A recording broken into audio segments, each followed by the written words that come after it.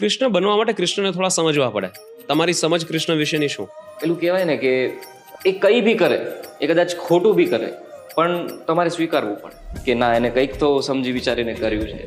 તો કૃષ્ણ ભગવાનનું જીવન એટલે અપાર આનંદ, આનંદ જ આનંદ. કૃષ્ણ ભગવાને પોતાના જીવનની હરેક પીડાને આનંદથી લીલામાં બદલી દીધી. આપણે કૃષ્ણ લીલાની વાત કરીએ, પણ એમના જીવનમાં ઘણી બધી પીડાઓ હતી. આપણે એમના આનંદને કારણે એને લીલા કહીએ છીએ. બીજી વસ્તુ કે એમને ક્યારેક એવા ડિસિઝન્સ લીધા કે જે ક્વેશ્ચનેબલ હોય, કે આવું કેમ કર્યું, આવું કેમ કર્યું, અને પછી આપણે થોડા ઊંડા ઉતરો, થોડા વધારે સમજવાનો પ્રયત્ન કરો તો સમજાય કે એને આ શું કામ કર્યું. ત્રીજી વસ્તુ કે એ જ્યારે વાત કે ને તો there are lot of layers એ વાતમાં પણ, કે જે કે છે એની એક અંડરલાઈંગ બીજી વાત પણ ચાલે છે, તમારે સમજવાની છે. તો એ પણ આ તમારા કેરેક્ટરમાં થોડું બહુ દેખાય છે. અને હજી એક વસ્તુ મારે એડ કરવી છે. અંકિતના કોઈ ફ્રેન્ડે એવું કીધું હતું ફિલ્મ જોઈને કે અત્યાર સુધી એવું લાગતું હતું કે ભગવાનને અગર પામવા હોય ને તો બહુ મહેનત કરવી પડે, કાં તો બહુ તપસ્યા કરવી પડે, બહુ તપ કરવું પડે, એ બહુ ટફ થઈ ગયું હતું એમ, કે એક કનેક્શન ફીલ નહોતું થતું.